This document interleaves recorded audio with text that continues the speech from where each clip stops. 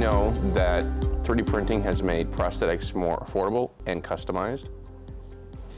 Hi, my name is Garrison Hayes. I study biomedical and mechanical engineering at Colorado State University.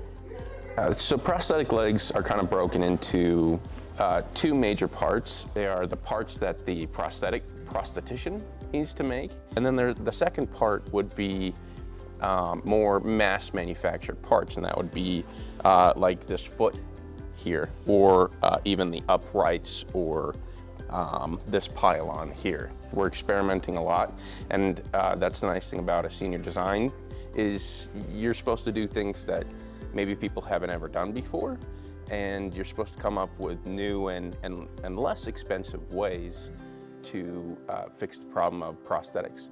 And so one of the things that we're experimenting with is more 3D printable carbon fiber. So you still get the rigidity of carbon fiber, but you also get the inexpensive nature of 3D printing. We're experimenting with other thermoplastics as well that are also 3D printable, and those are usually pretty high in elasticity, which makes it a whole lot more comfortable, and like I said earlier, it's more of a natural feel, almost like a regular foot would feel.